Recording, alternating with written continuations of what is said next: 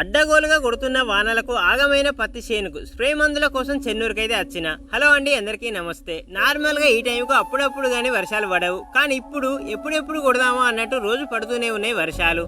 దాంతో పత్తి చేనులంతా ఆగమైతానాయి. ఓ వైపు దోమ, ఇంకో వైపు పురుగు. ఇది సరిపోదు అన్నట్టు ఇళ్ళనే తెగులు.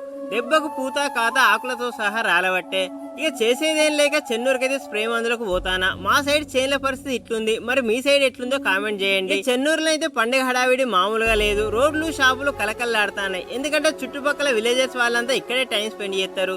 షాపింగ్ కోసమైనా ఇతర ఏ అవసరాలకైనా వస్తుంటారు. ఇక నేనైతే పెట్లేరు షాప్కు రానే వచ్చినా లేట్ చేయకుండా. ఇదైతే పెద్ద దుకాణం రోడ్ సైడ్ కూరగాయల మార్కెట్ దగ్గరనైతే షాప్ ఉంటుంది. అన్న అయితే మన వీడియో చూస్తాడు, లైక్ చేస్తాడు. సో మనల్ని లైక్ చేసే వాళ్ళ దగ్గరికి మనం వెళ్ళాలి, మన ద్వారా ఇంకో నలుగురు పోవాలని వచ్చిన. ఇక దోమకు, పురుగుకు, తెగులుకు, అట్లే పొలానికి కూడా అన్నిటికి కలిపి తీసుకుని చక్కగా ఇంటికైతే రిటర్న్ అయినా. మీరు కూడా స్ప్రే మందులకు చెన్నూరు ఇట్లా అత్తారా? అత్తే ఏ షాప్కు వెళ్తారో కామెంట్ చేయండి.